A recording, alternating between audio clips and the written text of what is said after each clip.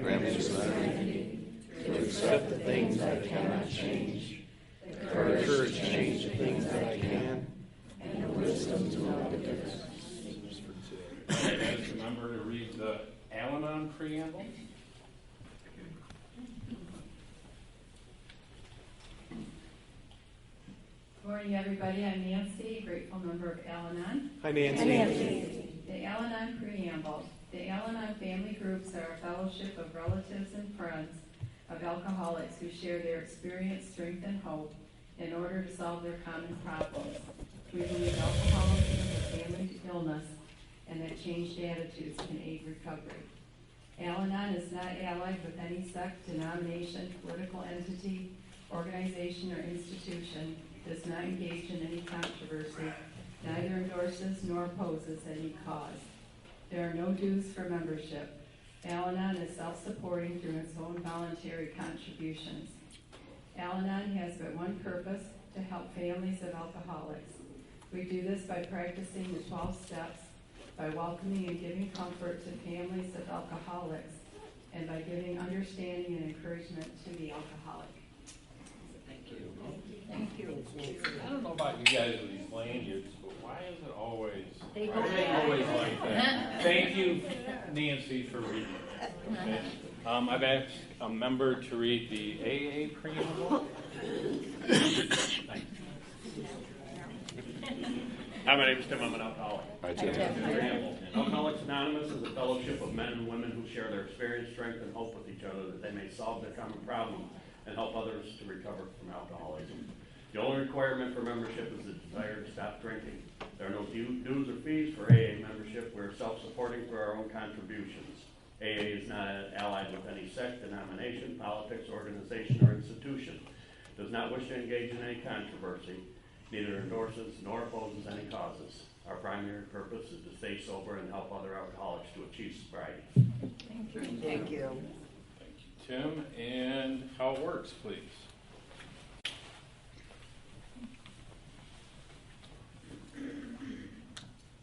Hi, I'm Janet and I'm an alcoholic. Hi, Janet. How it works. Rarely have we seen a person fail who has thoroughly followed our path. Those who do not recover are people who cannot or will not completely give themselves to the simple program. Usually men and women who are constitutionally incapable of being honest with themselves. There are such unfortunates. They are not at fault, they seem to have been born that way. They are naturally incapable of grasping and developing a manner of living which demands their honesty. Their chances are less than average. There are those too who suffer from great emotional and mental disorders, but many of them do recover if they have the capacity to be honest. Our stories disclose in a general way what we used to be like, what happened, and what we are like now. If you have decided you want what we have and are willing to go to any length to get it, then you are ready to take certain steps. As some of you walked, we thought we could find an easier, softer way, but we could not. Without the earnestness at our command, we begged you to be fearless and thorough from the very start. Some of us have tried to hold on to our old ideas, and the result was nil until we let go absolutely. Remember that we deal with alcohol, cunning, baffling, powerful. Without help, it is too much for us. But there is one who has all power. That one is God. May you find him now. Half measures avails us nothing. At the turning point, we ask his protection and care with complete abandon. Here are the steps we took, which are suggested as a program of recovery. 1, we admitted we were powerless over alcohol, that our lives had become unmanageable. 2, came to believe that a power greater than ourselves could restore us to sanity. 3, made a decision to turn our will and our lives over to the care of God as we understood him. 4, made a searching and fearless moral inventory of ourselves. 5, admitted to God, to ourselves, and to another human being the exact nature of our wrongs. 6, we're entirely ready to have God remove all these defects of character. 7, humbly asked him to remove our shortcomings. 8, made a list of all persons we had harmed and became willing to make amends to them all. 9, made direct amends to such people wherever possible, except when to do so would injure them or others. 10, continued to take personal inventory, and when we were wrong, promptly admitted it. 11, saw through prayer and meditation to improve our conscious contact with God as we understood him, praying only for knowledge of his will for us and the power to carry that out. 12, having had a spiritual awakening as a result of these steps, we try to carry this message to alcoholics and to practice these principles in all our affairs. Many of us exclaimed, "What an order, I can't go through with it." Do not be discouraged. No one among us has been able to maintain anything like perfect adherence to these principles. We are not saints. What's the point? The point is that we are willing to grow along spiritual lines. The principles we have set down are guides to progress. We claim spiritual progress rather than spiritual perfection. Our description of the alcoholic, the chapters to the agnostic, and our personal adventures before and after make clear 3 pertinent ideas. A, that we were alcoholic and could not manage our own lives. B, that probably no human power could have relieved our alcoholism. C, that God Could and would if God were so. Thank you. Okay, so I'll ask this. Do we have anybody that has a sobriety anniversary today? Cool. All right. So the way we're going to do the format here, this session is on the first 3 principles, which is honesty, hope, and faith. We've got 3 people that have graciously volunteered to share their flip on those 3. We're going to start out with Daniel, then Belinda, and then finish up with Dale. They'll speak around 15 minutes as long as they want to speak. After that's over, we'll have kind of an open Q&A if you guys got any questions or want to go any discussions on what was presented to us.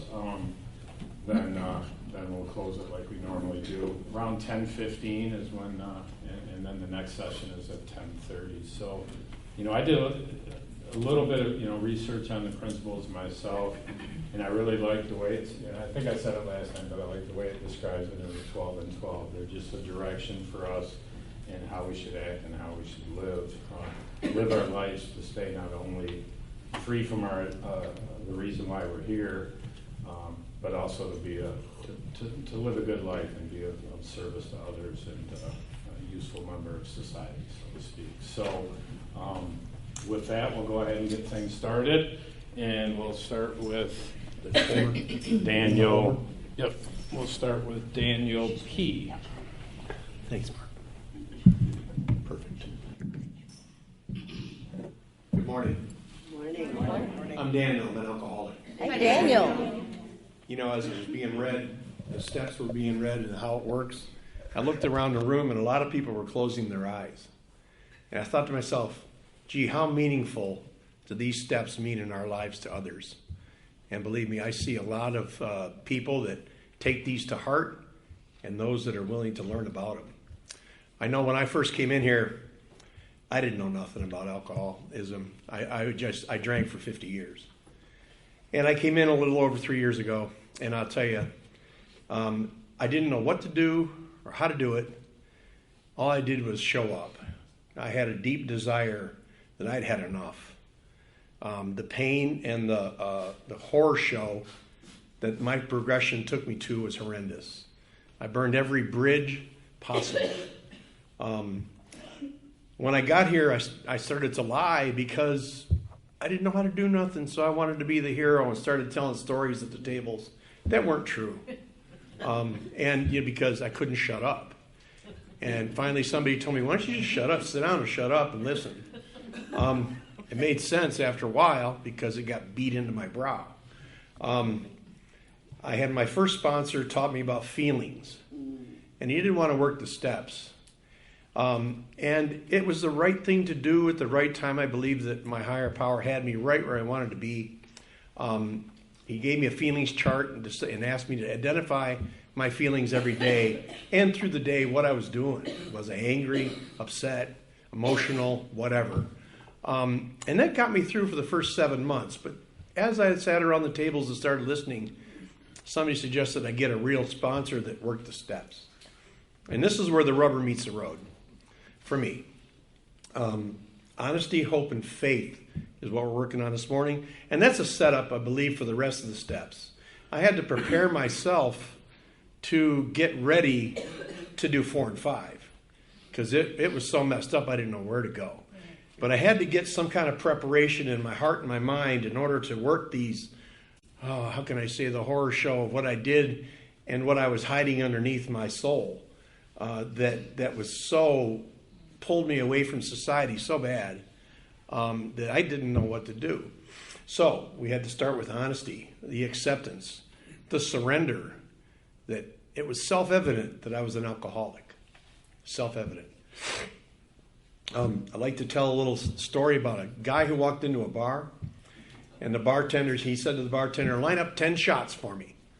And the bartender lined up 10 shots, and he started hitting them. 1, 2, 3, 4. The bartender said, hey, slow down. What are you hitting them so hard for? 5, 6. He goes, you hit them hard too if you had what I had. He goes, what do you have? He goes, no money. Whoa.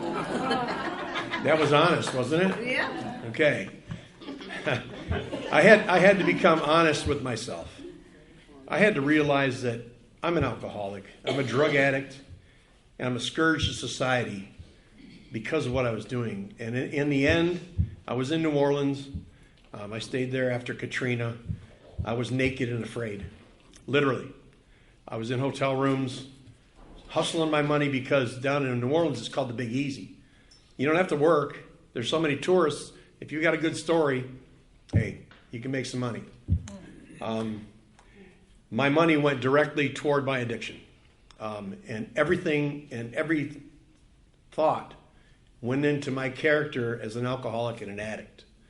I have other addictions sown within my addiction as well.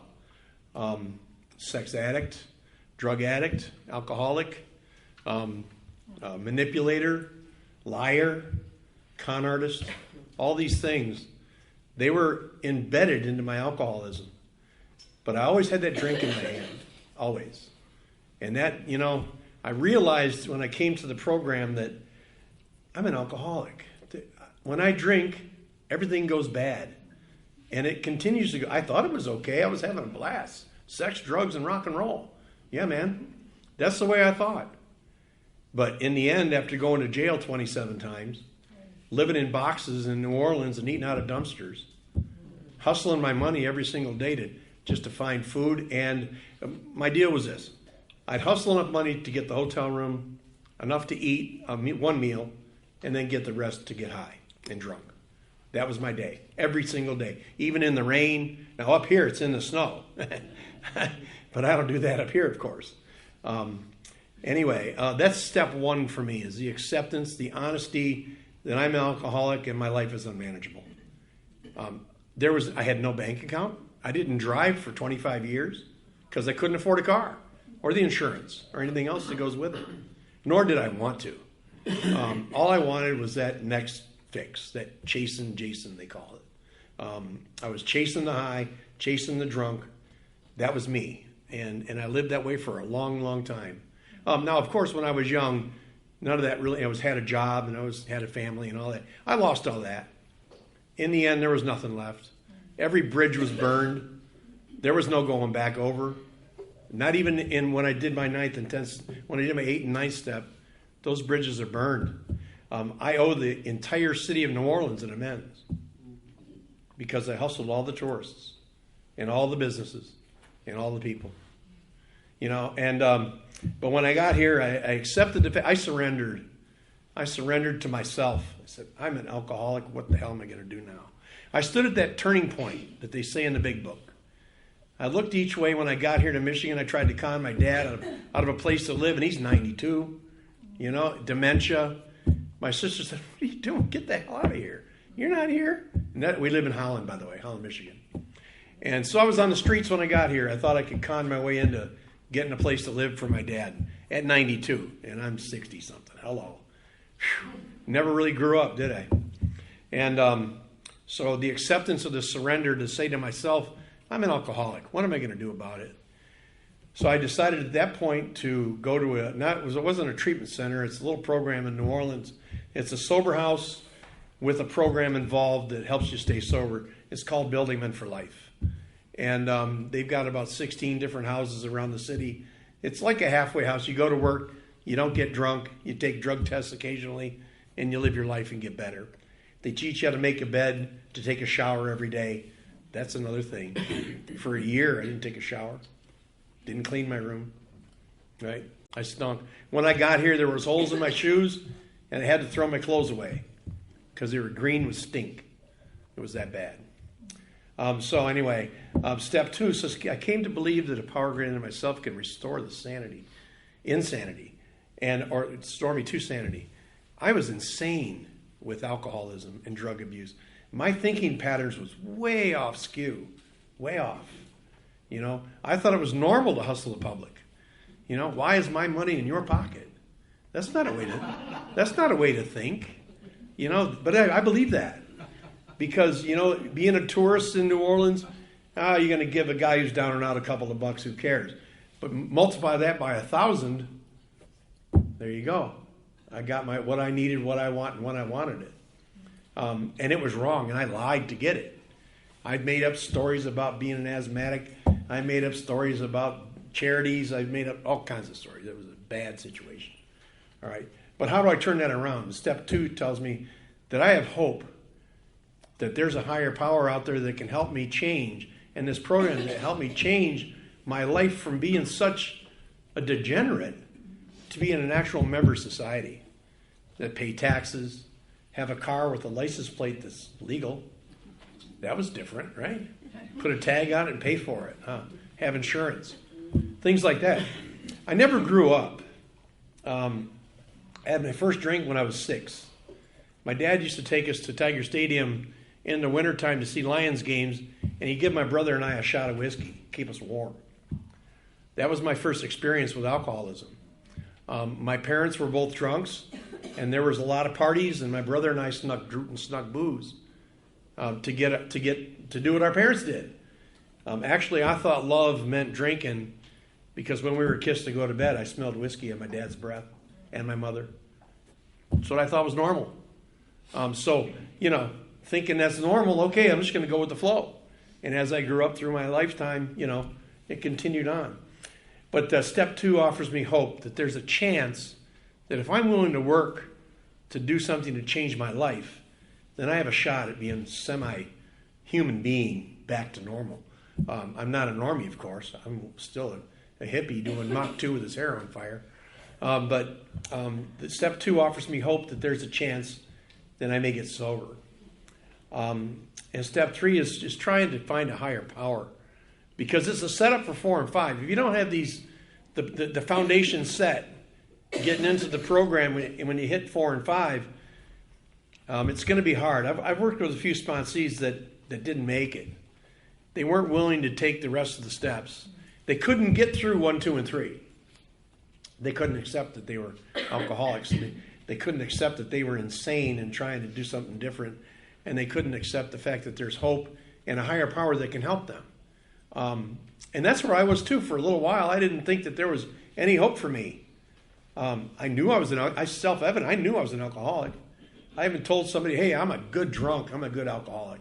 Yeah, man, watch me. I'll show you, right?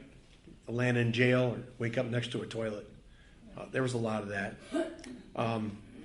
And with the third step, came to believe that a power greater than myself. Second step, my bad. The third step is finding that higher power, having the faith or the willingness to change my life. I knew that I had to do something. I had to reach into myself and say, I don't get it. I need to ask for help because I don't understand how to do this. So I sat around the tables and I puked out some stuff that was bothering me a few times. I listened. My sponsor was a tyrant. Did you pray about it? Did you pray about it? I'd call him up and say all these things. Dude, did you pray about it? What the heck you mean I pray about it? No, I didn't pray about it. I want to do it my way. Oh, then you're God. I said, what the hell are you talking about?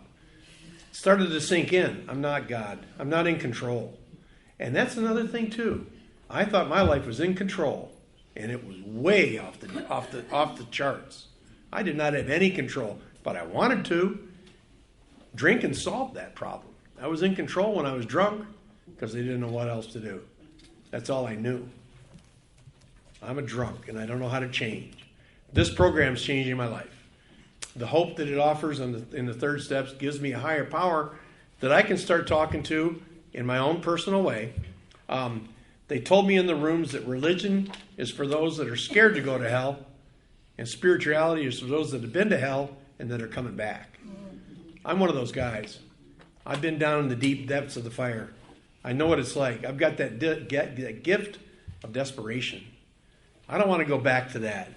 You know, I hear stories of people relapsing and coming back. Boy, that scares the shit out of me. It really does. But I'm glad for those who do, that make it back. My brother didn't. My brother drank his way right into the grave at 58. And he had cirrhosis of the liver and hepatitis C. And they told him, if you continue to drink, you're going to die. 30 days later, he was dead. My sister just caught her second or third DUI down in Florida. She don't get it yet. She's not one of us. But, you know, it's not for me to work her program. I got to work my own. But I'm making a living amends to those that I burned that bridge for as they wave across the river that they're still there. I'm over here going, you know what? My life's better today. My life is wonderful today. All the promises in the big book are coming true. Sure, there's still days that it's messed up. We had a problem here at the hotel just when we got here, and we're starting to spin like crazy. Yeah. And you know what? We said a prayer together. We got through it. Today, I'm centered. I feel good about the way my life is today. Because number one, I'm not drinking. Number two, I have a higher power. And number three, I have hope that I can continue to do this without taking another drink ever. Ever. I take my sobriety seriously. I go to a lot of meetings. I go to conferences like this. We went to the spring conference in Grayling. We were there, met some cool people, which we're seeing here in this round. And hopefully we'll meet other people here today that we're going to see next year or wherever. That's the fun part. I've actually got friends. I'm not kidding. I haven't had a friend in forever. I got a couple of lifelong friends that live out in New York and South Carolina that I met when I was a young boy, but we don't stay in much contact. And they're friends, but I don't see them much. But I don't have any intimate friends until I got here to AA. And you know, I had some problems, and my sponsor I call quite often. And I make some phone calls to other alcoholics that I admire, and I want what they have. And I have people calling me now. Right now on sponsee lists, right now, my last one went back out because he wouldn't want to do the work. And because I was shown a way when I worked the steps that was intense. My sponsor was all over me about working them the right way and thoroughly. Not just skipping over them and get them done in 12 weeks.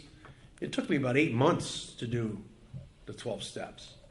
And of course now I'm working them every day. And I journal a 10th step today.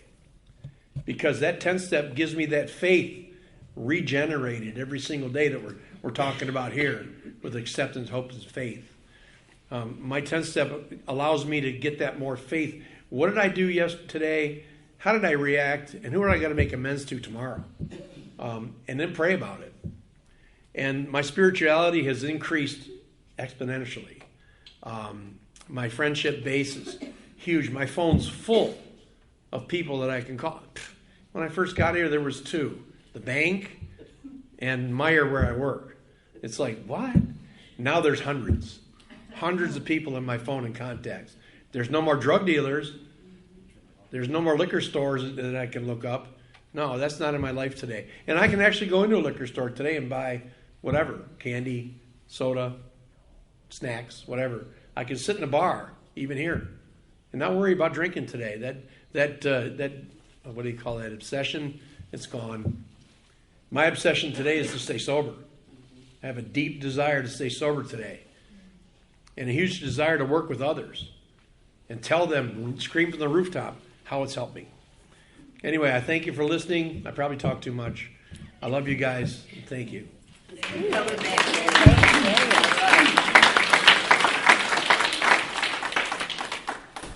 Thanks, Daniel. That was awesome. I'm honored to be sitting beside you.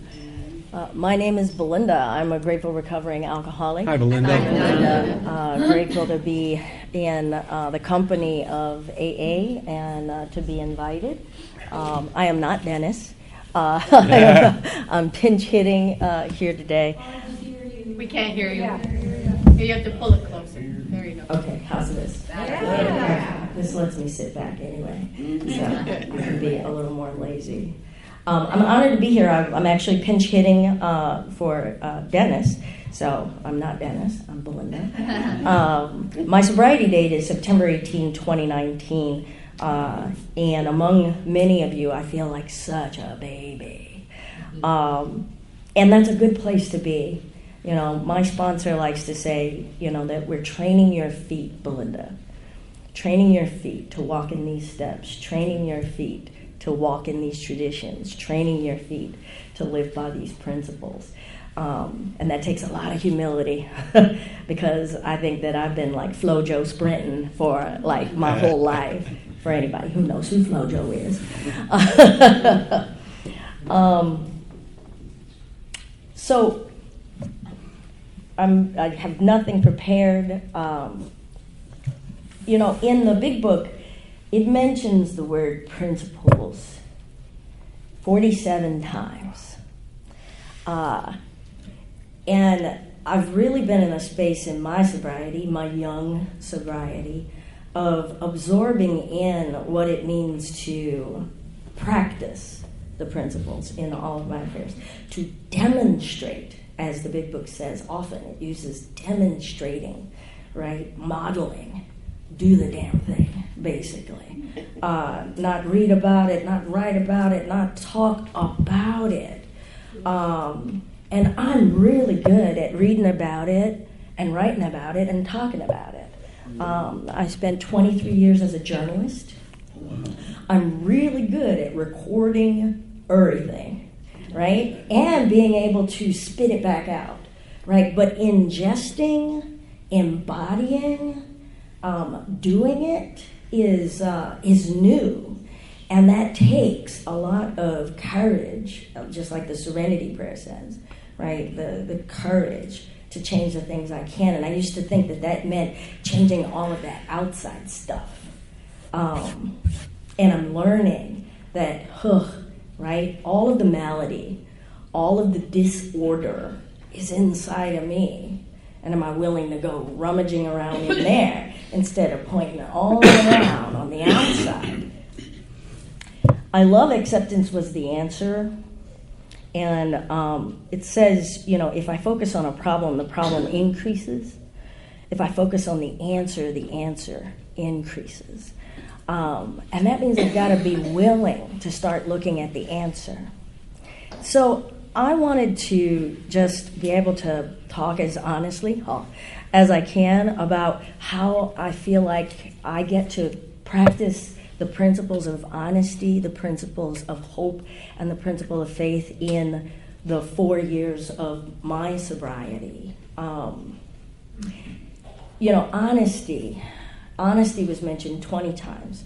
I have no magic. I didn't sit and flip each page. I have an iPad, and I do a search function because I'm a journalist. But there's 20 mentions of honesty.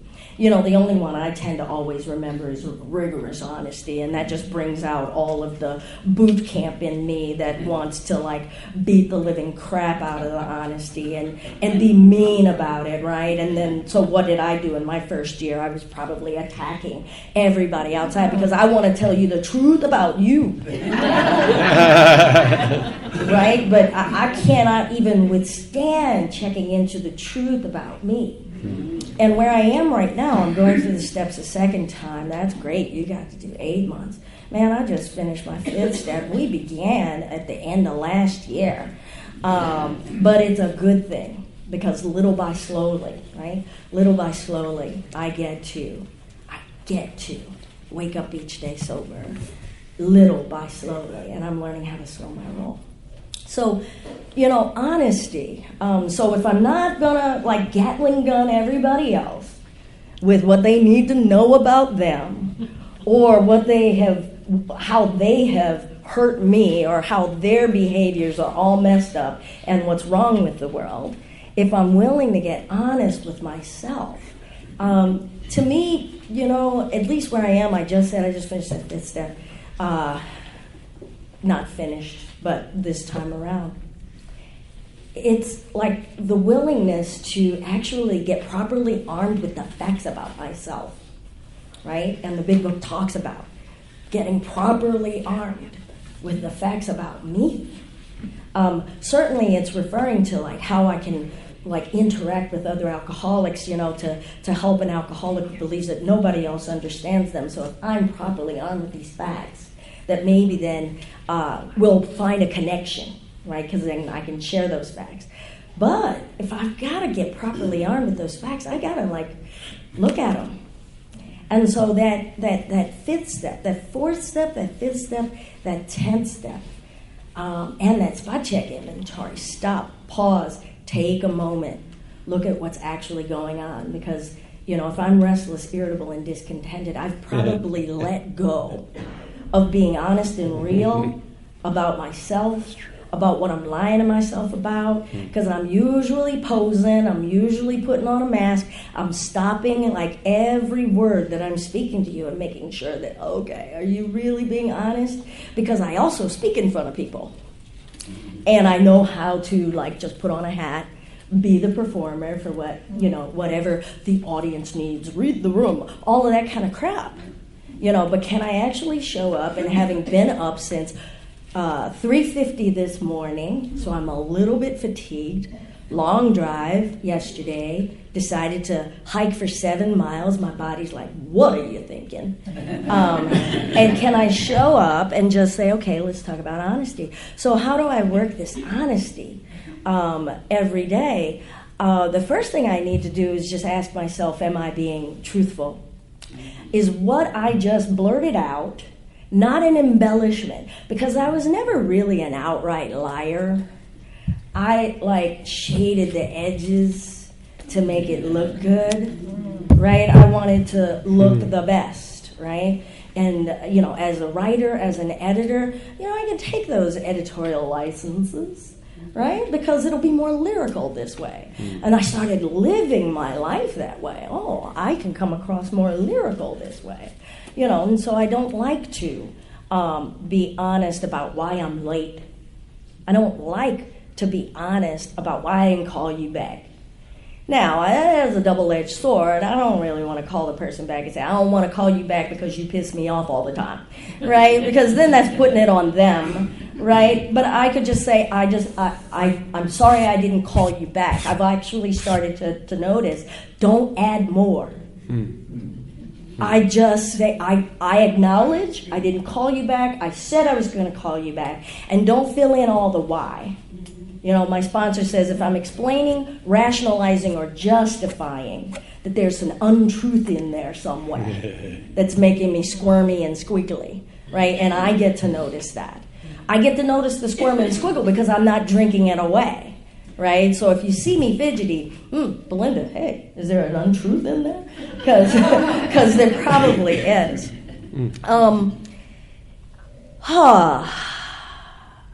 The hope. In all honesty, I sat and thought about hope yesterday while I was taking that 7-mile hike. And, until I got sober, I don't think I really understood that I was living a hopeless life. But I thought that I had hope. But the more I realized it, I'm just unfamiliar with living hope, what that means. Because I grew up, there was no hope. You're going to pick yourself up by the bootstraps. You're going to fix it yourself. You're going to do it yourself. Don't expect anyone else. And basically, if it can be fucked up, it's going to be fucked up. And that's the way my life was. That's the way I walked around, guarded, expecting nothing. And if I got a crumb, that's all right. And I'm not even going to be happy about the crumb because I'm expecting the next semi to come and hit me.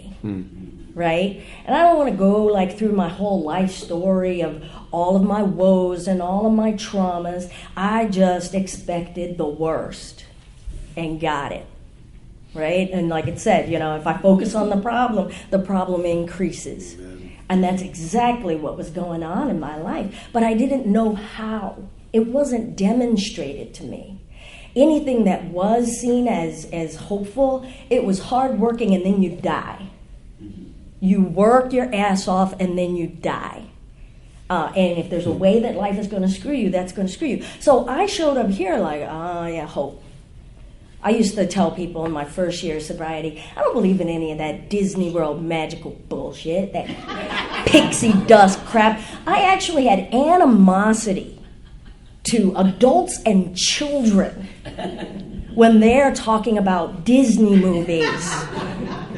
Because that make-believe shit, I felt like that's a setup. That's a setup, right? And then I started to notice by year 2, like, really? Are you mad at this 5-year-old? Because she wants to watch Moana, right? Like, that's wrong, right? Something is seriously wrong. So, where I am today, because that gave me pause, but that took me 2 years into sobriety. I was holding on to anything that my sponsors, my first sponsor, my current sponsor were telling me. I don't know that I affixed the word hope to it. I'm just like doing the next right thing, doing what was suggested. But when I finally got through a little bit more honesty, peeling away those layers, and I'm sitting here confronting, damn, are you really in your 50s and you don't know what hope is? Other than like Jesse Jackson, right? Keep hope alive. Like that's all. That was just a saying to me, right?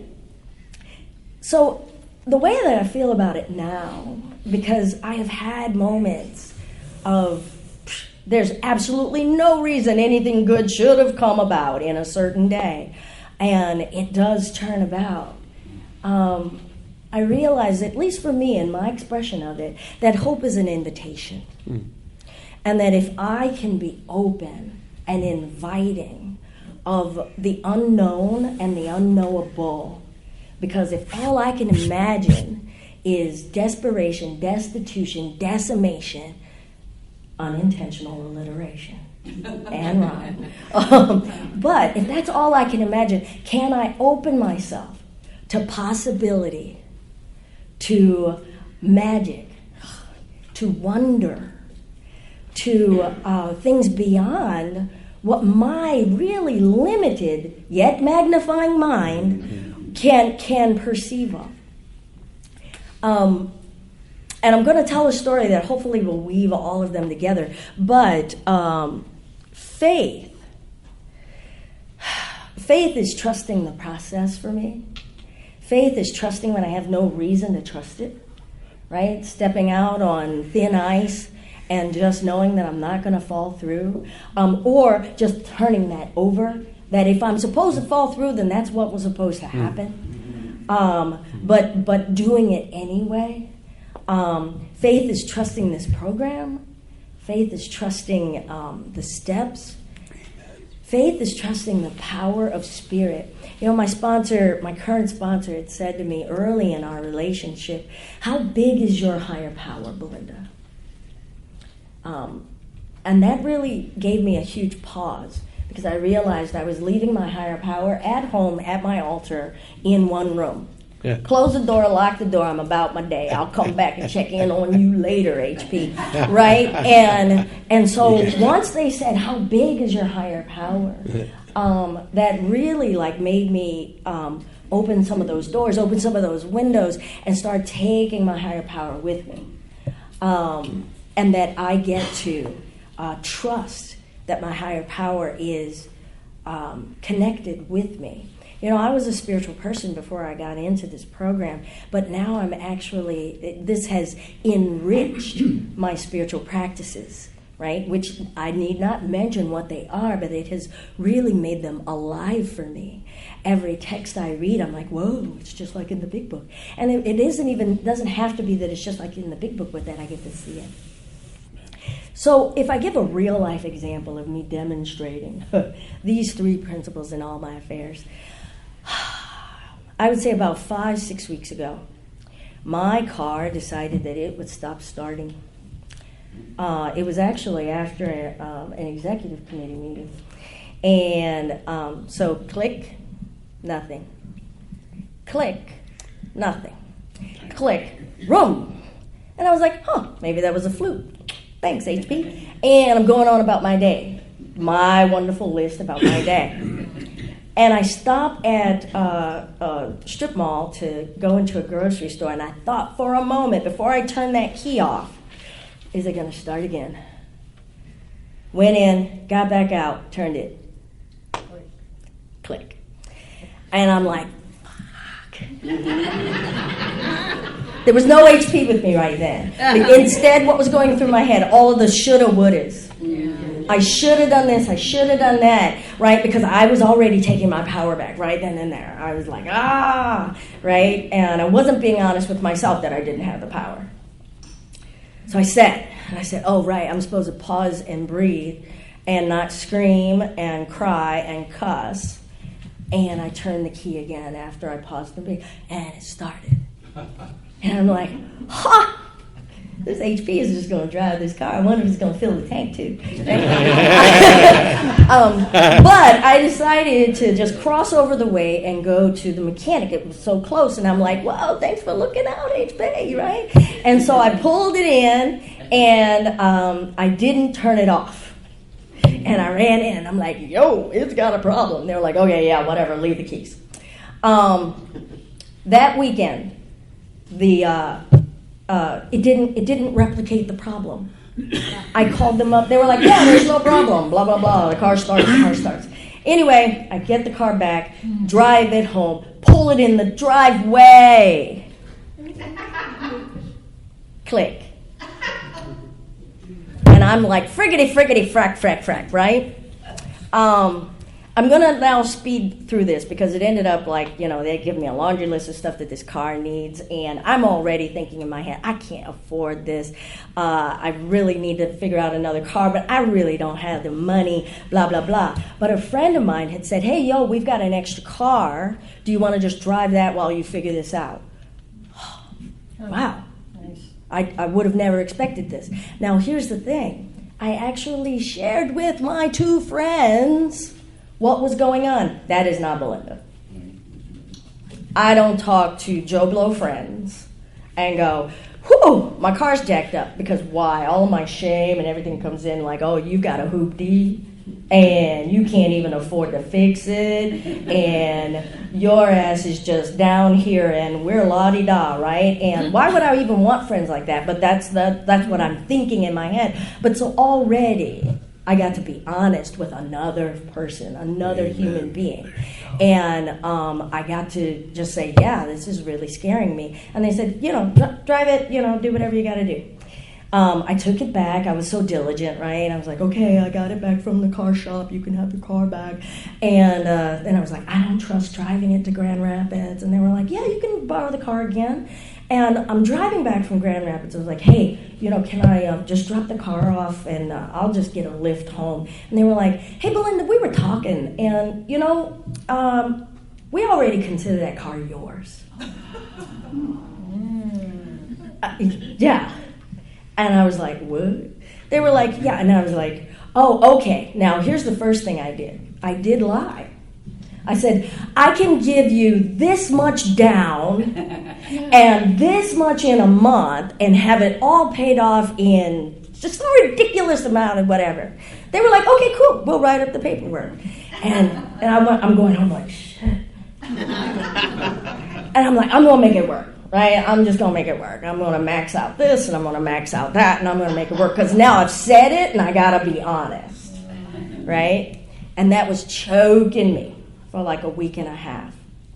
And then finally, I just said I wasn't sleeping. I was restless, irritable, discontented. Because I was like, once I make this commitment, man, who else am I not going to pay? Because I've just overcommitted, right, to all of this.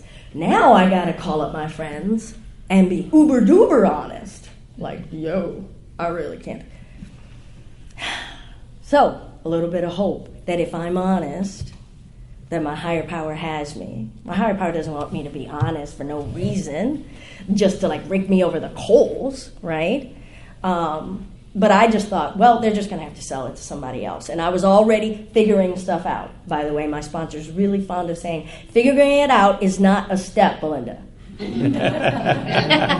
Right? But I'm sitting here trying to figure it out. Like, okay, I've already dismissed. I'm going to call them. I'm going to confess, and just, and then I'll figure something out for the car. And I did call them, and I said, honestly, I really overcommitted on this. And they were like, oh, well, we've got all the paperwork drawn up. What will work for you? And I was like, And I came up with a crazy amount. Like, I was like, can I give you $300 a month? And they said, Belinda, how's 2? And I was like, whoa. And I totally cried. And they said, you start the payments whenever you want. Here's the title. Wow. Huh. Go ahead and get the car registered. And then my uber honesty, it was like, oh, is there like a lien or something on the car? And I was like, guys, you guys didn't fill this part out. And they were like, oh, it was just going to be between us. But if you want to pay the taxes and all that, Belinda, you can. I had a little bit of faith in my honesty, and it gave me a lot of hope, not only in my friends, and that I've chosen really good friends in my life who know I'm sober and they're normies, and I got to practice that honesty. And the more that I get to keep practicing it, then that shame starts to dissipate, right? And I became entirely ready, right? They're all getting to be tied together, right? I'm taking that inventory on myself. I'm getting to be honest with myself, and I get to have some hope that if I'm following what you all say to do, that, my higher power will be doing for me, definitely what I couldn't do for myself. It's a small thing about a car, but they were big things to practice. Practicing that absolute honesty and the faith and the willingness of, they could have turned around and said, yeah, peace out, we're just going to go sell it, and get the total amount. And I know that they're strapped too, right? And I get into that habit of wanting to overdo and help somebody else out to my own detriment. And I get to not do that anymore. And all of that gets to be centered into honesty. I think that's all I have. I'm grateful to be here. I'm Belinda. I'm an alcoholic. Thanks, Belinda.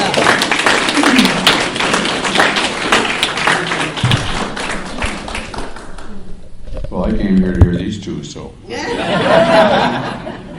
My name is Dale B., and I am a recovering alcoholic. Hi, Dale. I've been sober 16,862 days. Wow. It was, I didn't expect to be here that long. I came to my first meeting, and I thought, well, you got 12 steps here, and I could probably work through those in 14 days, even if I take a couple of days off, because I had a little procrastination problem. But I got there, and the first thing that jumped out at me was the hope that we talk about, that maybe my life could be different, could be better. I had tried many days, months, years to try and make my life go in the right direction. I just couldn't figure it out. I waited 29 years for the rest of the world to straighten up, so I wouldn't have to. But that never happened, and finally came to the conclusion through a process of a couple doctors and psychologists and different people that maybe my life could be better. I am one of was 15 children. My mother and father were both in this fellowship. My original father, my paternal father, he died when I was 18. And he was 42 years old. I was the oldest of 14 at home at that time, so I assumed responsibility for the rest of the crew until my mother could collect the stuff that she gets from the government, the support and security and stuff like that. But anyway, that's where life changed for me as a young man. I was always just trying to get by. However I get by, I just wanted to get by just enough to get through. And so I would do whatever it took to do that. I was lazy. I didn't want to do my share of the work around the house. And my brothers would come and get me out of bed at 11 o'clock on a Saturday morning to do my share. And I said, well, I'll be up in a bit. I'm still having a little quiet time here. But so anyway, that's just life. I mean, I was a lazy person from get go. I always wanted an easier, softer way. Whatever I could get, just enough to get done. I was hoping for maybe a winning lotto ticket or something like that, so I wouldn't have to work for a long time. But it's just the way I viewed life. I didn't really have a real connection with a higher power. I went to parochial schools all my life, and I learned about God, but never really made a personal decision, to accept Him into my life until I got sober, and then things changed. But yeah, I went to my first meeting, and these guys started. I saw something there. I was full of. I had 15 years in the past and 15 years in the future. That's how I was living life. 15 years of regrets and 15 years of fear about what might happen. So it was just it was refreshing to get there and see these guys. They were laughing and joking and talking about some tragic things in their life and how they overcome that, and they seemed to have some good orderly direction, and I didn't have any. And so I latched onto that, and they told me you keep coming back, and we'll help you to get this program, And so I kept coming back, and I was 3 months not drinking, trying to do what they suggested. They said you need to get a higher power in your life, and ask Him to help keep you sober one day, and then the next, if it works out the way, just do it again the next day. And they also mentioned something about 24 hours. You only do this 24 hours at a time, and that was a totally foreign concept. But I had to try to practice that, and it's still something that gets getting into trouble with that when I start venturing off into tomorrow at any time. Things are going pretty good, and I expect them to be better tomorrow, or things are going pretty bad, and I expect them to continue. And so it's a matter of living one day at a time and accepting it on life's terms. The hope that I got there for the first time was I walked in that meeting, and I had two things. I felt I was lugging two big bags. One was self-pity, the other was resentment.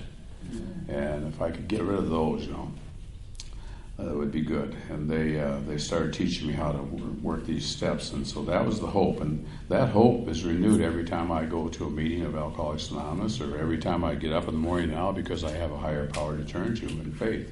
I can ask that God to take my life and my will and relieve me of the bondage of self. And I think that's the most important thing. That's most critical, because I was always, in bondage to myself. What's going to happen to me?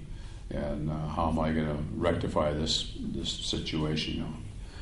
I always referred to myself as a 30 and out person. I'd go out and get drunk and unravel everything in my life, and then 30 days later, things naturally mend up if you don't do it for 30 days, and then I'd go out and do it again. It was I guess it wasn't that bad, so I guess I can do this again. But it kept getting worse and worse and worse, and it kept getting more difficult. I did not have to get up this morning and call somebody and ask them how I did last night. And that's been since I first came to this fellowship. I haven't had to do that. And that's a real blessing, because I remember waking up many, many mornings, coming to, and thinking, oh man, well, where am I? Okay, I found out where I was at. Is my car here? Do I have any money? What's going to happen, And then, to call somebody and say, well, how did I do last night? And about 1 out of 30, they'd say, oh, you were okay. And so that gave me permission to continue. But I ran out of those days, and it was never good. And I just got further and further into the abyss, and finally it just culminated, and I finally went to a meeting. I mustered up all the courage I had to have my wife call AA and see where the meeting was. And that was on it was on a Thursday, and this was on a Monday when she called and found out when it was. And I remember my wife, she, bless her heart, she deceased. She died in 2008 from Alzheimer's. And I remember her telling me one time I came home and I'd been gone 3 days, and I says, weren't you worried about me? She says, no, not as long as your life insurance is paid up. I thought, well, this might be a heartless woman here. I think she's losing her sense of humor. And the reason that being is my wife used to take, she had to take Valium because I made her nervous. And I took all her Valium because I had to get off my hangovers, So, it was a mix-up, You drink, you smoke dope, you take speed, you take Valium, you just try to manage things out, get things smoothed out, calmed out, so. But anyway, it's been a good run, and so I continue to practice that. I determined that whatever it took for me to do to keep this program in my life, I was going to do it. I was going to keep on working at it as hard as I could. And then they mentioned things like steps. My sponsor, after about 3 months, I called him up. And he said, well, how are you doing? I said, I'm doing great. I says, I'm really doing good. He said, well, now it's time to start working the steps. And I said, what do you mean? I said, I thought I'd been working the steps. He said, no, you've just been dry. He says, you got to work these steps to get some spiritual stuff in your life and get things straightened out. And so I remember one time he called me an ungrateful bastard. And I remember being offended by that, why he would say that, but the truth comes out. So it's just a matter of working the steps and getting into the hope and the faith in the second step. We came to believe. That was a difficult thing for me. I knew that I'd had all this spiritual, religious stuff all these years, and I'd never really made a personal commitment. And even though people had at various times in my life suggested that my life could benefit from higher power, my father-in-law, when I was 24, he said to me, he said, son, he said, you need Jesus in your life. I said, why do I need Jesus? He said, well, to take care of your sin. I said, well, I think I'm doing okay. I said, how old were you when you got Jesus? He said, I was 41. And I said, well, I'll wait till I'm 41. And he said, you may not live that long.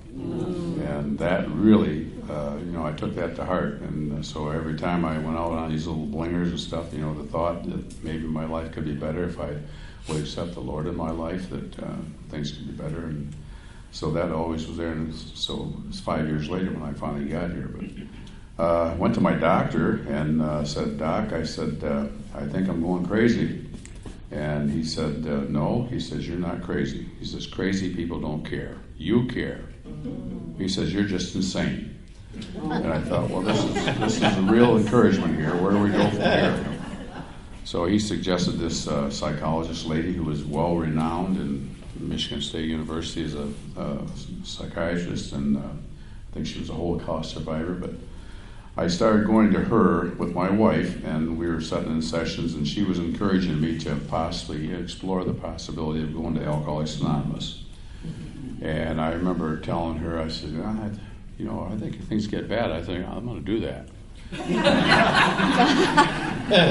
It only took 6 more months of my good ideas to get bad, and I finally had come to the end of the rope. But the hope was the first thing, and then it led into the faith. The faith that if I could find a power greater than myself that could take care of this mind, and relieve me of the bondage of it, and all the anxiety and all the fear and all the regrets and all the remorse, and that's what I found. It's been given to me.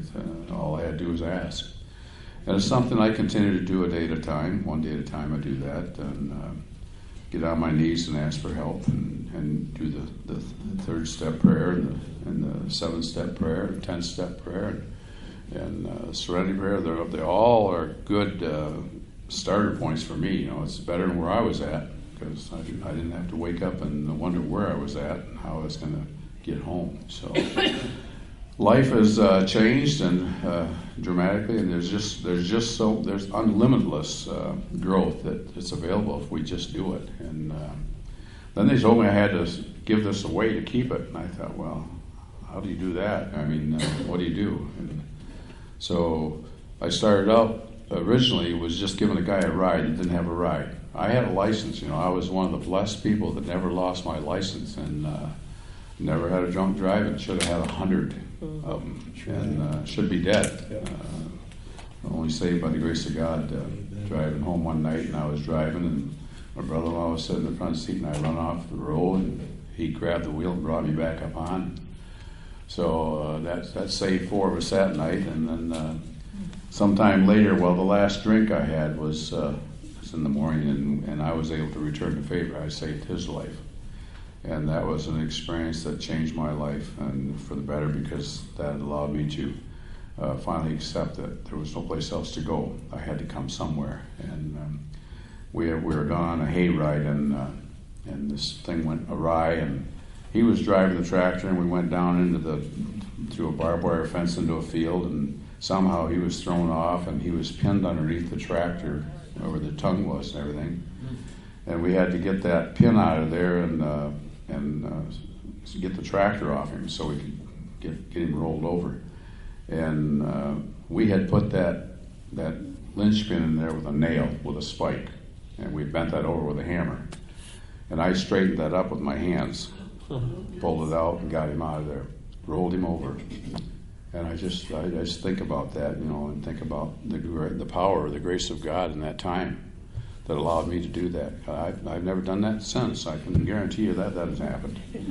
So there was some unimmeasurable strength there at that time. And when I rolled him over, his eyes were all bloodshot. It popped every blood vessel in the eye. And he told us so later. He said, I knew I was dying. He said that I couldn't have lasted another minute or so. So anyway, we got that done, and that's what propelled me to my first meeting. And I remember saying to God, then, God, if you help me save his life, I will not do this anymore. And I haven't, and I didn't. And that was a resounding thing. So hope and faith and honesty, that comes in spurts. I wish I could say that was right straight up in the beginning, but no. That's something I continuously work on, trying to be honest. My wife can attest to that I have a little difficulty with honesty, especially when I want to buy a car. And I bought many, many cars over the years and have no place to go with them and no place to fix them up. But I like to buy them because I don't like to see cars go to waste. I like to see these old cars get restored. So. But that's something I'm letting go of slowly but surely. But the most important thing is to be honest, and it just relieves a lot of. I was dishonest because I was afraid of her reaction, and that was the same thing with my first wife. I was afraid of her reaction. I didn't want to be honest with her because I was afraid she was going to react negatively. Well, they should be able to react negatively to stupid shit. Anyway. Yeah, it's a process that's continuously ongoing. Continues to work on that. I lost a brother, a younger brother, April 6th, to cancer. He'd been sober 12 years, and it was a great demonstration of this fellowship and this program. I loved him dearly. I love him, and I just miss him. And of course, I see the person he was and how he handled his life and how he graciously finished to the end, sober and in love with his God, the God of his understanding, the same God that I believe in. So I will see him again. My mother and father have passed, my second set of parents. My stepfather was sober 45 years. My mother was in Al-Anon when I was 6 years old, and so that's a long time ago. But mother passed, and when she passed, there was 13 of her 14 children there at her bedside when she took her last breath, and it was amazing. And 30 minutes later, I was in an AA meeting, because that's what we do. We just keep. Mom's fine; she's good where she's at, and so I got to take care of me. I got to continue to share experience, strength, and hope. And all I'm doing is sharing what you all teach me one day at a time, because I had very little experience, strength, and hope. I had experience, but there wasn't much hope in it. So what I get from you is the experience, strength, and hope to continue this life and to continue to try and do the next right thing for somebody else. So it's been good. April 6th, my brother died. April 29th, I flew back to Vietnam for the first time in 53 years, and I spent 12 days there. The second day in country, I decided I thought it'd be a good idea to go scuba diving with my daughter and my son-in-law. And the second round off the boat, I jumped in the boat and I severed my Achilles tendon. And so now I have 10 days in country to hobble around on a separated Achilles tendon. But there again, we made it. And all these things that happen in life, I've since come to believe and experience that, there's a certain peace about it when it happens. It's not like it used to be. Hell, it used to be the end of the world. An alcoholic has a flat tire, he calls suicide hotline. I jumped in there and I knew right when the damage was done that, okay, I messed up again. 2 years ago, I poked my eye out with a stick, and that got somewhat repaired. So, all these times I feel like I'm in the presence of people that love me and care about me, and God has got a hand in these things, and He's going to bring us through it. There's the hope and the faith and the belief, because I've experienced it, that there's nothing that can happen to me that God won't take care of things if I allow Him to do that. And so I just got to continue to do that. I know I used to think I wished I was God's right-hand man, but then I found out He already had one. And so I don't need to worry about that. All I got to do is get up in the day and try and do something positive and try and help somebody else out along the way. And there's plenty of opportunity to do that. That's always an open opportunity to do it. So, how long have I been talking, Mark? Whatever you want to say. I don't want to go too long. I thought maybe 15 minutes or 15 seconds, whichever came first. So, but this fellowship is it's life, and it's life abundantly. And I think about this is I'm here at TDY, as all of us are. We're temporary duty here. This is just a short trip here. The eternal life is the main goal, where we get to there at that point in time. And so I got to keep on doing what I'm doing, and I'll keep on going where it's going. I ran into a sister yesterday on the island here, which kind of surprised me. I haven't seen her in 2 years. And she separated herself from her family because of some terrible situations that happened. And she refuses to acknowledge us and accept us into her life. And so heart kind of hurts for her, because I know that you just don't pull out of the family at 15 after you've been in it all these years and say they don't exist, So I'll keep praying for her and keep praying that God will bring forgiveness to her heart and acceptance, and that things will go better there. But I got to keep on rolling here, and I've got a beautiful wife back there that is stuck by me through 8 years of thick and thin, and continues to, and she doesn't show any signs of letting up.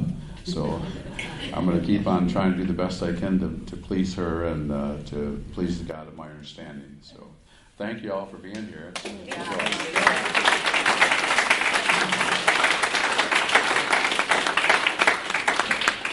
All right, so wow, I got nothing to say. That was awesome. Let's give them another.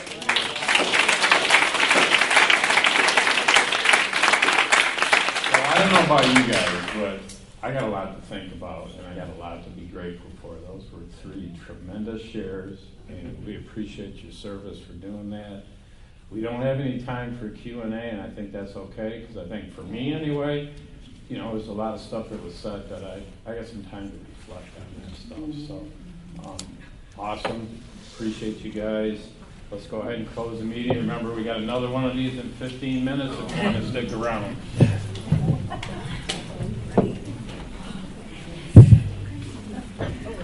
Yeah, if you circle up. Beautiful. Thank you. I really know what you